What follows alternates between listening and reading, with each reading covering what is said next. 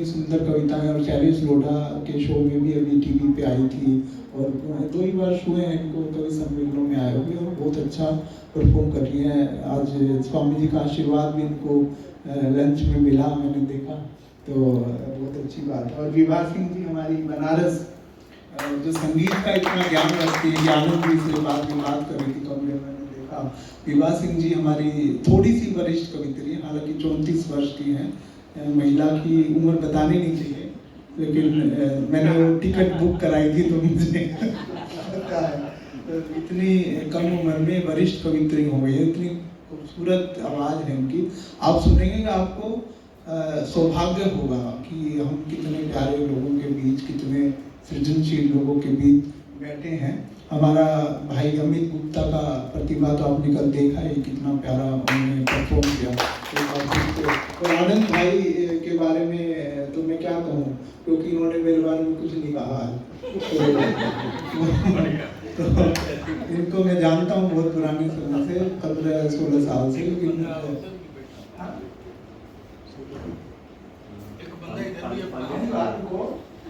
क्या निकल रहा है, तू इधर से इधर चला गया। आपकी पगड़ी के पीछे छुप गया। दादा ने मेरी इज्जत बचा ली। खैर हो जरा सब्र, बस हो गया बस। तो आनंद भाई जो है धर्मशाला मैक्लोडगंज में रहते हैं, और इनकी जो यात्रा आपने इनके शब्दों में देखी होगी, इनके सर्जन में देखी होगी, इनके सितार वादन में देखी होगी कि कितनी गहराई से ओशो का एक सन्यासी उनके संदेश को अपने संगीत के माध्यम से आगे बढ़ा रहा है ना। तो इतने प्यारे व्यक्ति हमारे बीच में आए हैं। मेरा सौभाग्य देखिए कि मैं कुछ भी नहीं हूँ इस समाज में, इस कवि सम्मेलन समाज में, लेकिन मेरे एक कहने पे ये सब लोग निःशुल्क रूप से आ गए। ये 1 लाख रुपया लेते हैं, ये 1 लाख रुपया लेते हैं, ये भी पैसे लेते हैं, हम भी लेते हैं, लेकिन इतना प्यारा इन्होंने, इनका हृदय है कि ओशो से जुड़ना है। ओशो का जो संगीत है, ओशो का नृत्य है, वो हम देखते हैं फेसबुक पर, हमें जुड़ना है। विनोद पांडे जी हमारे बीच हैं, ये गाजियाबाद से मेरे सोलन मेडिटेशन कैंप में भी आए थे। तो ये व्यंग्य के बहुत बढ़िया कवि हैं।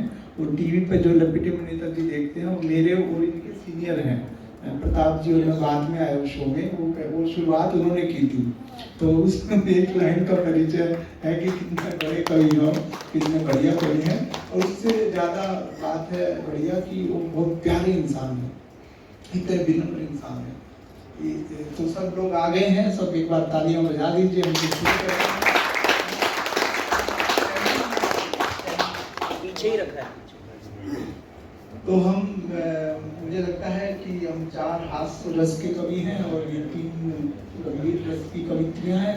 तो नवनीत रस बात से शुरू करें, है ना। तो एक कवित्री को हम बोले कि आगे पाठ के लिए आए, अनुराधा जी आए, क्योंकि इन्होंने कल परफॉर्म कर चुकी हैं, कल ही कर चुकी हैं, है ना। तो अनुराधा जी हमारे बीच हैं, अनुराधा पांडे जी।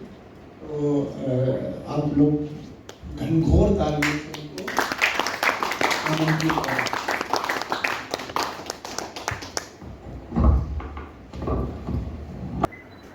आप सभी की उपस्थिति को प्रणाम करती हूँ।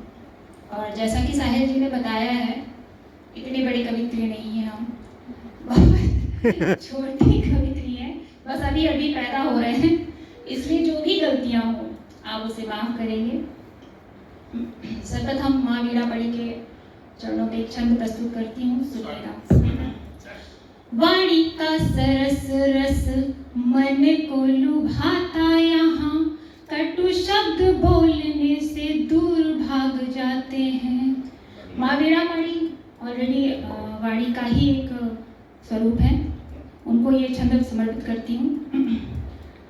वाणी का सरस रस मन को लुभाता, यहाँ कटु शब्द बोलने से दूर भाग जाते हैं।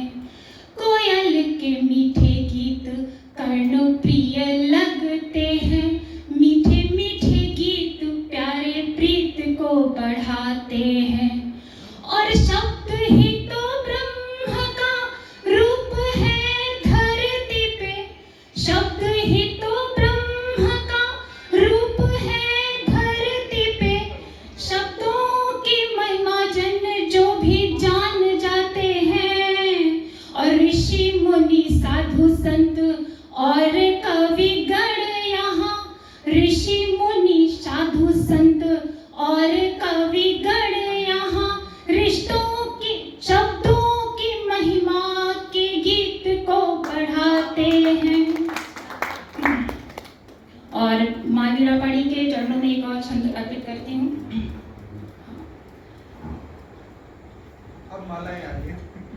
भावों की व्यंजना को शब्द का आकार मिले, सच लिख पाऊं ऐसी धार देना शारदे।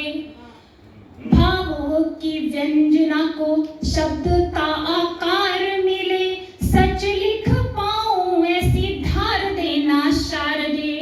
क्रांति का विचार यहाँ शांति का स्वरूप बोले, क्रांति का विचार यहाँ शांति का स्वरूप बोले। मीठे मीठे मन उद्गार देना शारदे, मीठे मीठे मन उद्गार देना शारदे। शत्रु कांपे थर थर मातृभारती के यहाँ, शत्रु कांपे थर थर मातृभारती के यहाँ। क्रांति की घोष की ललकार देना शारदे। और देश मेरा प्रगति के पथ पर जाए सदा, राष्ट्रभक्ति मुझको उपहार देना शारदे। राष्ट्रभक्ति मुझको उपहार देना शारदे। और जैसे कि हमने अभी ओशो के ध्यान केंद्र में आए हैं। देखिए, कहते हैं ना, जब बड़े लोग बैठे होते हैं तो कभी भी चाहते कि छोटे लोग पढ़ें। छोटे लोग ही पढ़ते हैं, बड़े पढ़ते तो छोटों को पढ़ाने की जरूरत ही नहीं। अच्छा प्यार में दिया है दादा ने आपको, सादर प्रणाम कर दिया। सही बात है, अगर ये बड़े नहीं होते तो ये छोटे नहीं आते। मैं कुछ पंक्तियां पढ़ती हूँ, सुनेगा।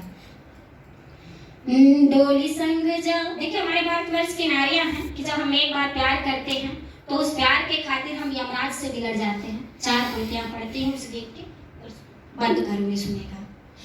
डोली संग जाओ न कहाँ रे संग जाओगे, डोली संग जाओ न कहाँ रे संग जाओगे, डोली संग जाओ न कहाँ रे संग जाओगे, डोली संग। ये पूरी रात पढ़ेंगे लाइन, अगर आप लोग ताली नहीं बजाएंगे। डोली संग जाओ न कहाँ रे संग जाओगे, डोली संग जाओ न कहाँ रे संग जाओगे। मैं तो परदेसिया के प्यार संग जाऊंगी, डोली संग जाओ न कहाँ रे संग जाऊंगी, डोली संग जाओ न कहाँ रे संग जाऊंगी। अखियों में दिन रात जिसका है सपना, अखियों में दिन रात जिसका है सपना, जिसके सिवा न कोई दुनिया में अपना, जिसके सिवा न कोई दुनिया में अपना। कल्पना के पार वो जो रंग रूप वाला है, कल्पना के पार वो जो रंग रूप वाला है, कल्पना के पार वो जो रंग रूप वाला है। छवि उसके मन में उतार संग जाऊंगे, छवि उसके मन में उतार संग जाऊंगे। और मैं तो परदेसिया के प्यार संग जाऊंगे, मैं तो परदेसिया के प्यार संग जाऊंगे, मैं तो परदेसिया के प्यार संग जाऊंगे। बहुत बड़े लोग होते हैं ना तो छोटे लोग को पढ़ने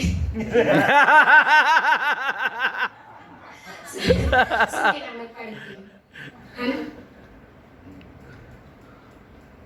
धरती गगन की प्रांजला क्यों ढूंढ रही है, माहौल भी बिल्कुल वैसा है।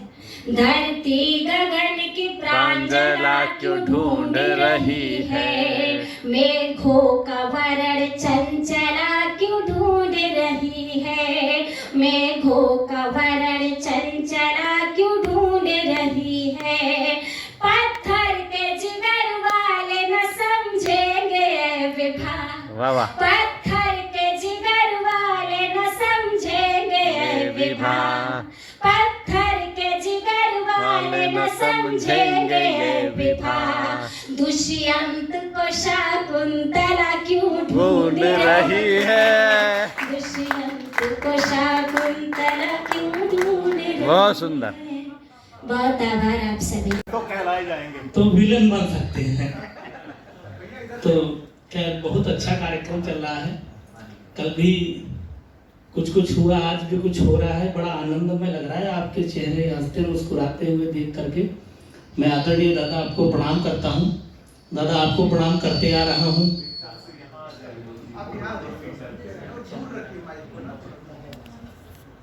और आनंद आने वाला है। वो बता रहे थे अभी अलमस्त जी की दादा से जो पहली मुलाकात हुई, दादा ये यहाँ पे भी इन लोगों को भी तीसरी बार बताए हैं, तीसरी बार, और हम 14वीं बार सुन रहे हैं। तो हालांकि बात तो आपकी बहुत सही है, लेकिन हमें लगता है कि एक दो बार आपने बता दिया तो फिर आगे कुछ बात बढ़ती रहनी चाहिए। दादा को प्रणाम करता हूँ। मंच पे बस आनंद लीजिए, कहीं से भी आनंद निकल सकता है। जब मैं यहाँ आया तो मैंने देखा दादा बैठे हुए थे, हमारे दादा बैठे हुए थे। तो आप सब लोग तो जान रहे हैं कि देश के बहुत बड़े कवि हैं और वाकई हैं, इसमें कोई दो राय नहीं है। हमारी जितनी उम्र है, ये मैं ईमानदारी से सही टिप्पणी कर रहा हूँ कि मेरी जितनी उम्र है उतना दिन, उतने वर्ष, उतने महीने आप दोनों लोगों के कवि सम्मेलनों में बीते हैं। तो यह मेरे लिए गर्व का पल है, सौभाग्य का पल है कि मैं आपके सानिध्य में कविता पढ़ रहा हूँ। लेकिन जैसे ही मेरी दृष्टि पड़ी आप दोनों लोगों पे, तो यकीन मानिए दादा एकदम भगवा भगवा जैसे स्टाइल में कपड़ा पहने हुए हैं, और दूसरे वाले दादा ये ग्रीन ग्रीन डार्क ग्रीन। तो हमको ऐसे लगा एकदम कि नरेंद्र मोदी जी और राकेश सिंह टिकैत कि आज जो है कोई बड़ी समझौता होने वाली है, तो इसके लिए बैठे हुए हैं। और हम लोगों को यहाँ बुलाया गया है कि जो चीज रखी जाएगी उसको मानना है। तो खैर 4 लाइन से अपनी बात शुरू करता हूँ, ज्यादा समय नहीं लूंगा। कवि सम्मेलन वाली स्थिति नहीं है, कविताओं को सुनिए और आनंद लीजिए। विशुद्ध हास्य कविता से अपनी बात शुरू करता हूँ कि एक बार गांव में कराने हम ब्याह गए, पूरे कार्यक्रम में ही 4 चांद जड़ गए। ये सच्ची घटना है। हमारे बनारस में मैं सबसे पहला अपनी खानदान में इंजीनियर था, उससे पहले सारे लोग पुरोहित थे। तो मेरे नाना जी बनारस के राजगुरु आदित्यनाथ सिंह जी के राज पुरोहित थे। तो उन्होंने कहा कि कुछ तंत्र मंत्र, शादी विवाह सीख लो, घर गृहस्थी चल जाएगी, इस चक्कर में मत पड़ो। लेकिन मैं नहीं माना, पहले माना फिर घटना हुई, फिर मैं यहाँ आया। सुनिए कि एक बार गांव में कराने हम ब्याह गए, पूरे कार्यक्रम में ही 4 चांद जड़ गए। संस्कृत में ही नहीं हिंदी अंग्रेजी में भी मंत्र पढ़ मंडपों में सबको रगड़ गए। और मारी धक्का मुक्की लाठी डंडे जूते पड़े, और दुल्हन को 10-20 पड़ गए। आप तो ऐसे हंस रहे जैसे आप ही की शादी थी। कि मारा मारी धक्का मुक्की लाठी डंडे जूते चले, दूल्हा और दुल्हन को 10-20 पड़ गए, क्योंकि फेरे वाला मंत्र पढ़ना था और हम गलती से पिंडदान वाला मंत्र पढ़ गए। कि रामलाल ससुराल से चले जो घर को, तो सोचते ही रहे प्रभु बंधन अटूट दिया। ससुराल बहुत बढ़िया जगह है। वो नया नया जब शादी होती है, आदमी जाता है तो सास ससुर साली साला बहुत ख्याल रखते हैं। और स्वामी जी ससुराल में तो साली उस डॉक्टर की तरह है जो बिना चेकअप किए बता दे कि जीजा जी को कौन से टाइम पे कौन सी दवाई चाहिए। पहले जमाने के लोग थे, ससुराल में जाते थे, शर्माते थे, घबराते थे। आज के नौजवान जाते ही शुरू हो जाते हैं, और कोई आज का नौजवान ससुराल में जाकर के चुपचाप रहे ना बोले तो समझ लीजिए कोई टेक्निकल प्रॉब्लम है। नहीं, हंसने की बात नहीं, प्रॉब्लम कैसे हो सकते हैं मैं बताता हूँ। कि सासू बोली लगता है कि ये घबराए हैं, सासू बोली लगता है कि ये घबराए हैं, कहे ससुर जी मुंह सूजा है थक कर आए हैं। साली बोली जीजा कहे गाल फुलाए हैं, जीजा धीरे से बोले हम गुटखा खाए हैं। ये समस्याएं हैं। मैं बात कर रहा था रामलाल जी की, वहीं चलता हूँ। कि रामलाल ससुराल से चले जो घर को, तो सोचते ही रहे प्रभु बंधन अटूट दिया। मान सम्मान मिला साला सरहज से, सास ने घड़ी दिया और ससुर ने सूट दिया। और रास्ते में सफर का आनंद ले रहे थे, कि रास्ते में सफर का आनंद ले रहे थे, उत्तर प्रदेश ने जरा भी नहीं छूट दिया। कि रास्ते में सफर का आनंद ले रहे थे, उत्तर प्रदेश ने जरा भी नहीं छूट दिया। और गौना करा के अपनी ही भी बिला रहे थे, रोमियो समझ के दरोगा जी ने कूट लिया।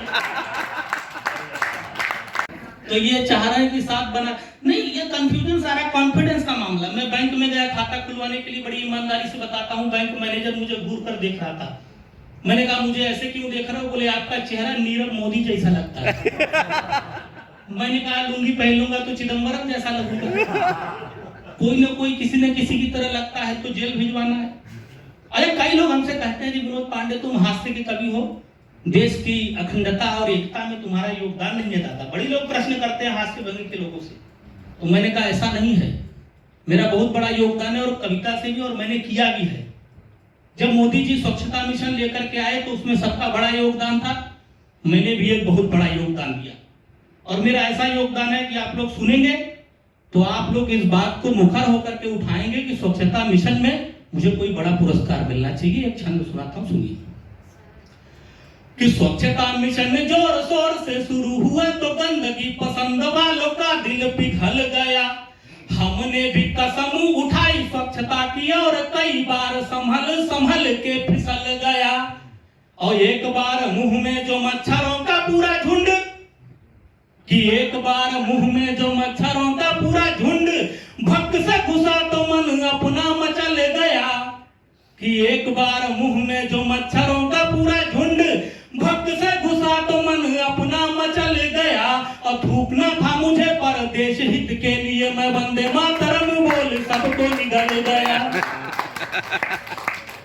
ये हमारी प्रेम बहुत कम समय मिला है तो मुक्तकों से आपसे जुड़ती हूँ कि हम मंदिर के प्रेम द्वार में घंटों बैठे रहते थे। सुख दुख कुछ हम अपना सुनते, कुछ दुनिया की कहते थे। और प्रेम दुशाला ओढ़ के जब हम एक दूजे में खो जाएं, प्रेम दुशाला ओढ़ के जब हम एक दूजे में खो जाएं, मुझ में राधा बस जाती थी, उसमें कान्हा बहते थे। मुझ में राधा बस जाती थी, उसमें कान्हा बहते थे। जाता एक तुम्हारे होने से सब प्रश्नों का हल मिल जाता, एक तुम्हारे होने से। और वर्तमान कितना भी चाहे रूठा रूठा हो मुझसे, वर्तमान कितना भी चाहे रूठा रूठा हो मुझसे, मुझको स्वर्णिम कल मिल जाता एक तुम्हारे से। बहुत बहुत आभार। देखिए जीवन में कई घटनाएं घटती चली जाती हैं, हमारा उस पर कोई रोक नहीं होता। जैसे कि तितलियों को उड़ाया नहीं जा सका। मुझे पता है आप कैसे जुड़ जाते हैं कि तितलियों को उड़ाया नहीं जा सका, खुशबुओं को चुराया नहीं जा सका। और प्रेम की मीठी पुरवाई ऐसी चली, प्रेम की मीठी पुरवाई ऐसी चली, खिड़कियों को लगाया नहीं जा सका। कि आंसुओं को छुपाया नहीं जा सका, दर्द दिल का बताया नहीं जा सका। और अलविदा बोल कर तुम चले तो गए, अलविदा बोल कर तुम चले तो गए, गैर से दिल लगाया नहीं जा सका।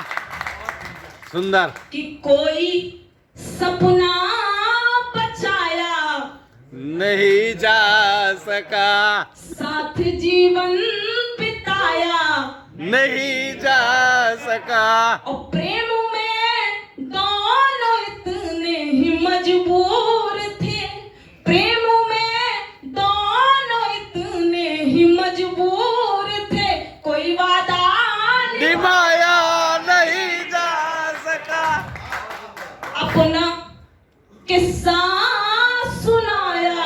नहीं जा सका, वृद्ध बक्सा हटाया, नहीं जा सका। एक सिक्के के पहलू हमेशा रहे, एक सिक्के के पहलू हमेशा रहे, अपना हिस्सा बताया नहीं जा सका। हो गया भैया। वाह वाह, सुंदर। बहुत विचार कर रहा हूँ पहली क्योंकि पहली शादी करने की उम्र तो निकल चुकी है। मैं प्रेमिकाओं के चक्कर में रहा काफी। मुझे याद आता है कि जो पुराने जमाने में प्रेमिकाएं जो थी 1 किलो सेब में खुश हो जाया करती थी।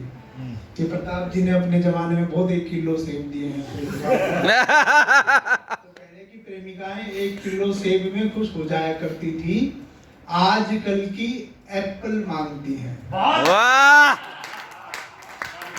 बहुत सुंदर। मैं तो एक लड़की को झील पे घुमाने ले जाता था, तो वहां पे अलमस्त जी मिल गए।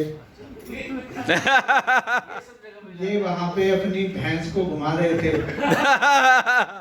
भैंस 4 टांगों वाली ही थी।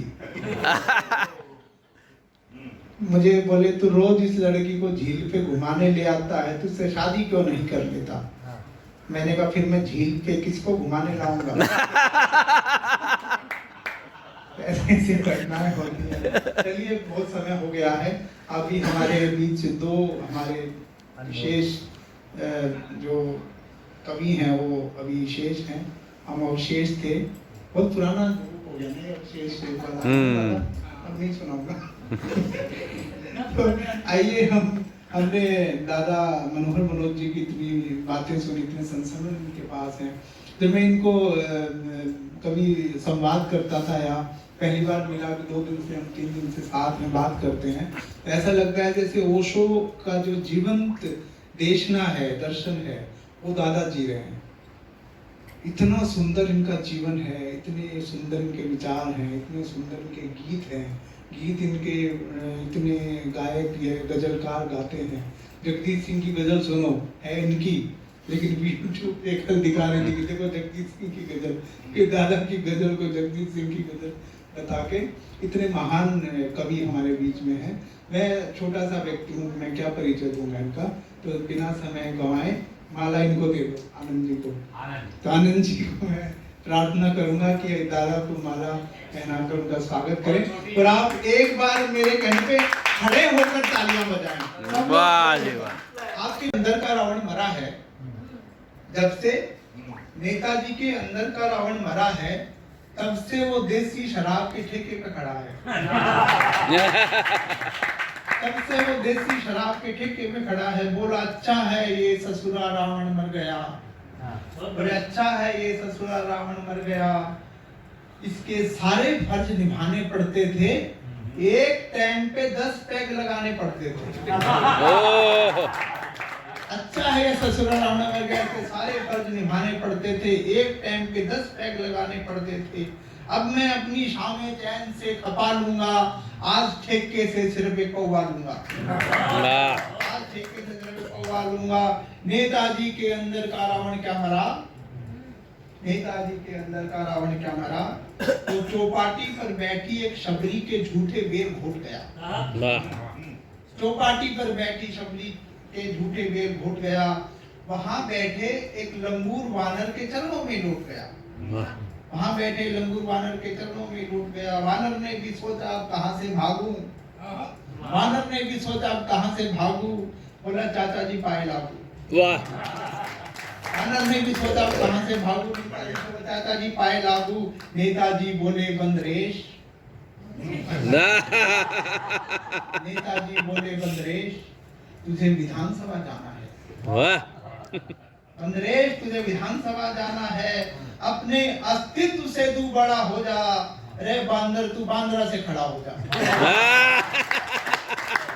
अस्तित्व से तू बड़ा हो जा। रे बांदर, तू बांदरा से खड़ा हो जा। और शबरी, तू श्राप से मुक्त होकर क्या करेगी? बोल, नाला सोपारा से नामांकन भरेगी। विधायक बनने का जो हो गया हेर फेर, नहीं खाने पड़ेंगे तुझे फिर ये बेर बेर। विधायक बनने का हो गया जो हेर फेर, नहीं खाने पड़ेंगे तुझे फिर ये बेर बेर। एक कोने में सर्दी का सताया जटायु सब सुन रहा था। ओहो। एक कोने में सर्दी का सताया जटायु सब सुन रहा था। मंत्री बनके पुष्पक विमान खरीदने के सपने बुन रहा था।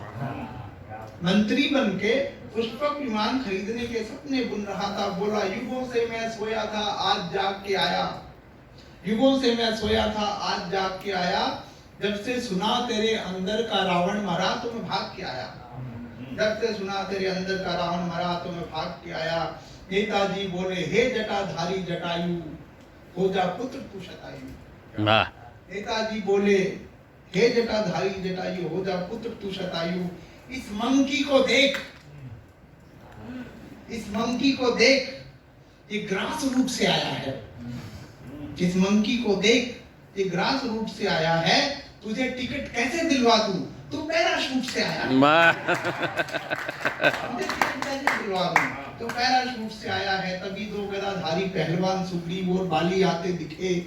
बोले अब नहीं कोई जंगल में मंगल होगा, हमें टिकट दिलवाओ नहीं तो यहीं के दंगल होगा। नेताजी बोले तुम तो तिर शत्रु थे, हम नेताजी बोले तुम तो तिर शत्रु थे, एक दूसरे से हमेशा खींच होती है। दोनों संवेद स्वर में बोले गठबंधन भी तो कोई चीज होती है। अरे वाह। दोनों संवेद स्वर में बोले गठबंधन भी तो कोई चीज होती है। आखिरी दो पंक्तियां देखिएगा कि राम राज के सुधी पात्र आजकल राजनीति को शर्मिंदा कर रहे हैं।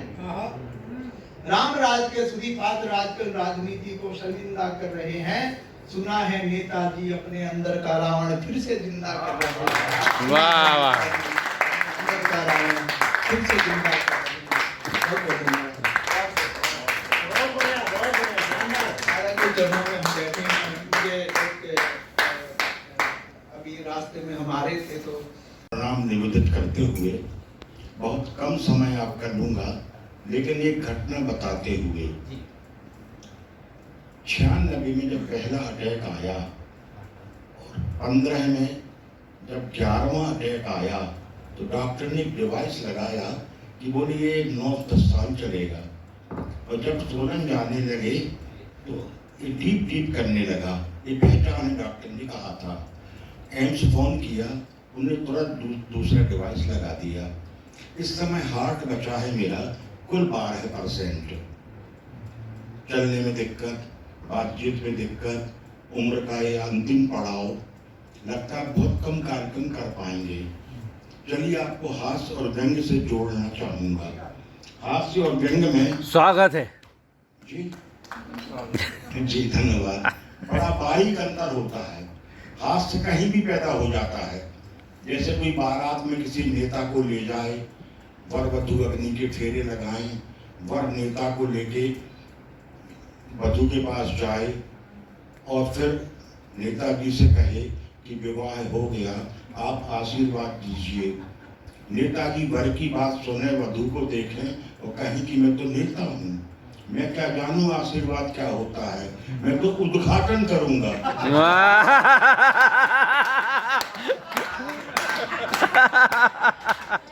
और जेब से कैंची निकाल के वर वधू का गठबंधन काट दें। ये हास्य है। व्यंग में आपकी बुद्धि लब्धि देखी जाती है, आपका IQ देखा जाता है, कितना तेज है। कभी कभी व्यंग तुरंत समझ में आता है, कभी बाद में आता है, लेकिन जब आता है तो आनंद बहुत देता है। हरिशंकर परसाई जी ने लिखा है कि व्यंग का खादी आश्रम का वो कंबल है जो चुभता तो है लेकिन ठंड से बचाता है।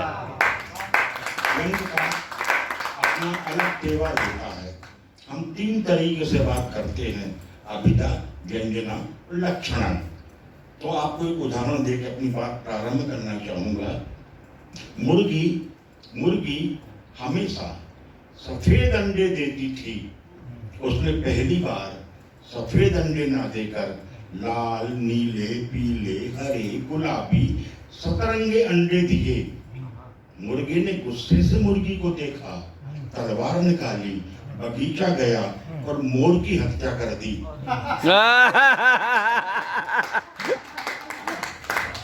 धीरे धीरे आप वहां तक पहुंचेंगे।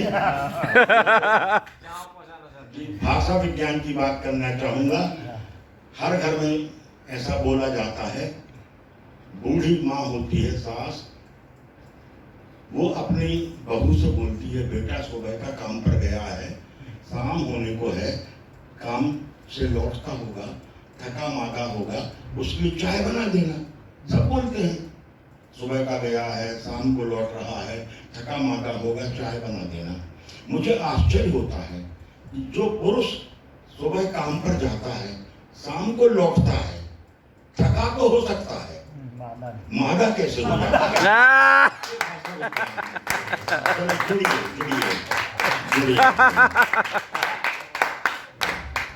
ये बात है 1964 की,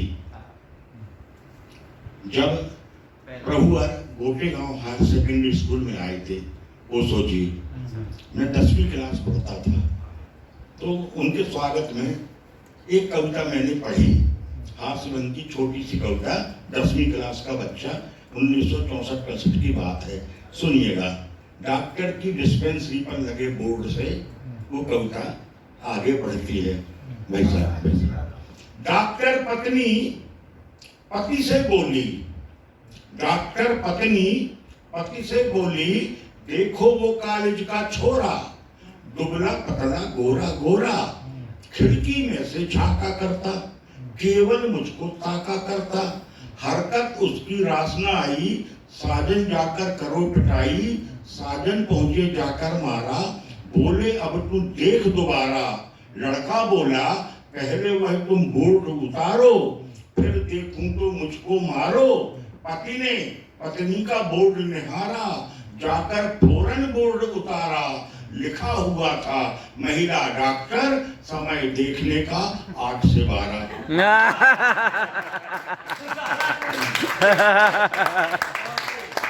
ये है भाषा विज्ञान की बात। ये वही बालक है। इसीलिए तो आए आपके पास।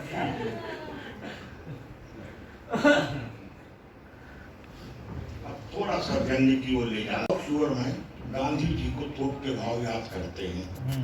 जब मैं इस बूढ़े आदमी के चित्र को देखता हूँ तो मुझसे लगता है इतने बुजुर्ग आदमी ने इतनी बड़ी गलती कैसे कर दी। व्यंग कवि के नाते रेखांकित करता हूँ। 3-4 पंक्ति का व्यंग है। गांधी जी का चौथा बंदर व्यंग है। अच्छा लगे तो आपका इसलिए मंच तक आना चाहिए। महात्मा गांधी ने इस देश में अगर और जिया होता तो हमें अपना चौथा बंदर जरूर दिया होता। चीन से मिले गांधी जी के तीनों बंदर, किस्मत के सिकंदर। एक बंद किए है मुंह, दूसरा आंख, तीसरा कान और चौथा जब देखता हिंदुस्तान तो राजनीति के संपूर्ण परिवेश को जिए होता और इस देश के भ्रष्ट नेताओं के चरित्र की बदबू से चौथा बंदर अपनी नाक को बंद किए होता। चौथा बंदर अपनी नाक को बंद। बहुत सुंदर, बहुत सुंदर। एक होता है पीढ़ियों का अंतर, जनरेशन गैप। अभी मैं अपने घर में गेहूं का बोरा खरीद कर ले गया और पिताजी से कहा एक गेहूं का बोरा 1800 रुपए का आया है। उन्होंने कहा बेटा मनोज, जब मैं तुम्हारी उम्र का था तो गेहूं का बोरा 18 रुपए का आता था। मैंने कहा 18 रुपए में? बोले हाँ। मैंने कहा खाली आता होगा? खाली? बोले नहीं, भरा आता था, भरा आता था। और वही बोरा अगर छत्तीसगढ़ का हो, दुर्ग का हो, उत्तर प्रदेश लखनऊ चला जाए तो मित्रों राज्यपाल भी बन जाता है। वाह, बहुत सुंदर, बहुत सुंदर। पीढ़ियों का अंतर सुनिए। बिल्कुल आपके घरांगन की बात है। ये जो बुजुर्ग बैठे हैं इनने जीवन देखा है। सुनिएगा। आपको बोल रहे हैं? हाँ, मुझे मेरी बूढ़ी माँ मुझसे कहती थी, बेटा इस देश में कभी घी दूध की नदी बहती थी। बिल्कुल सर। मेरी बूढ़ी माँ मुझसे कहती थी, बेटा इस देश में कभी घी दूध की नदी बहती थी। मैंने अपने बेटे से कहा, इस देश की नदियों में पानी खूब बहा। अब मेरा बेटा अपने बेटे से कहता है, पानी तो केवल आंखों से बहता है। वाह वाह, बहुत सुंदर। पानी तो केवल आंखों से बहता है, और जिस दिन ये आंखों का पानी भी मर जाएगा, इस दौर का हर आदमी नई सदी में प्रवेश कर जाएगा। सदी में। बहुत सुंदर, बहुत सुंदर, बहुत सुंदर। परेशान होकर आंखों के डॉक्टर ने हमारी आंखों के लिए कई चश्मों के नंबर बताए, लेकिन मेरी आंखों के काम नहीं आए। अंत में झुंझला कर डॉक्टर ने एक हाई पावर का चश्मा हमारी आंखों को लगाया। बोले, अब दिखा। मैंने इंकार में सिर हिलाया और कहा, डॉक्टर बेकार में मत झुंझलाओ, दिखला सकते हो तो दिखलाओ। मेरी जहां तक निगाह टिकती है, मुझको आजादी नहीं दिखती है। वाह वाह, बहुत सुंदर। मेरी जहां तक निगाह टिकती है, मुझको आजादी नहीं दिखती है। डॉक्टर ने कहा, ये बात पहले क्यों नहीं? सबसे पहले तो मैं इनके बारे में पढ़ूंगी कि इतना क्यों उछलते हो, इतना क्यों उछलते हो, जलजले हो क्या, आईने से कभी मिले हो क्या। अब मैं अपनी गजल रखती हूँ आप सभी के सामने। तो आपका गाना पूरा हो गया तो ताली बजा रहे हैं। नहीं बजाए मैं अपनी गजल रख रही हूँ। पढ़ा रात भर है, लिखा कुछ नहीं है। पढ़ा रात भर है, लिखा कुछ नहीं है। सुबह धुंध थी तो दिखा कुछ नहीं है। सुबह धुंध थी तो दिखा कुछ नहीं है। आज सुबह आप इन्हें डांट रहे थे भाभी जी को मंदिर में, तो सुनिएगा आप लोग। दुनिया टिकी है, सुना है कि नेकी पे दुनिया टिकी है। बता था क्या उसने, पता कुछ नहीं है।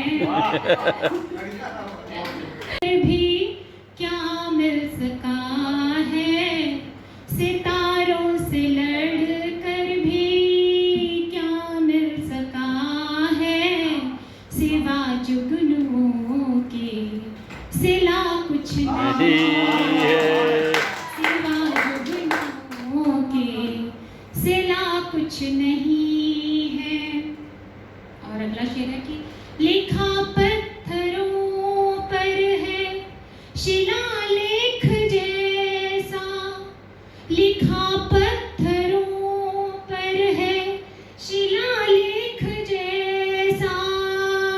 कभी रेत पर कुछ टिका तो नहीं है। कभी रेत पर कुछ टिका तो नहीं है। लगे हैं मुसलसल जो इल्जाम मुझ पर। लगे हैं मुसलसल जो इल्जाम मुझ पर। किया क्या है मैंने, पता कुछ नहीं है। किया क्या है मैंने, पता कुछ नहीं है। मुझे यहाँ पर मस्त थी। नहीं, मैं ऐसे ही साधारण तरीके से मैं यहाँ खड़ा हुआ हूँ, बोल रहा हूँ। आप इसे न सुन के रिकॉर्ड करके कल सुनोगे, यह कौन सी बुद्धिमानी है?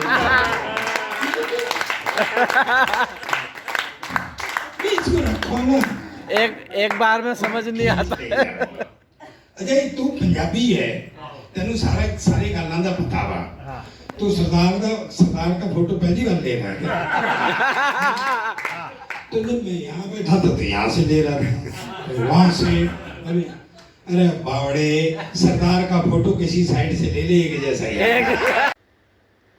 भारत माता यूं रोती कुछ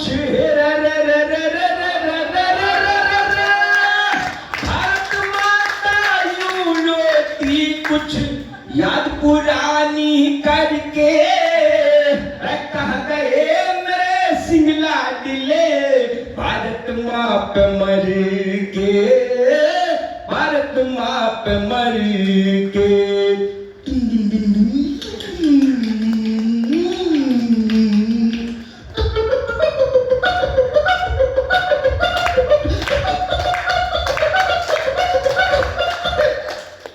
अब एक गाना ये व्यक्ति प्रयोग कर रहा है, इश्क दी गली विच नो एंट्री को। ओरिजिनल गाना क्या है? कोई ताल से गया, कोई सबने सुना हुआ। अब ये गाना किस तरीके से प्रयोग कर रहा है? कोई ताल से गया, कोई माल से गया, कोई जान से गया, कोई जहान से गया, लुट गई सारी कंट्री इश्क की। अब वो अपना दिमाग लगा रहा है, हरियाणा वाला है, नहीं लगाएगा तो फिर कौन कहेगा? कोई ताल से गया,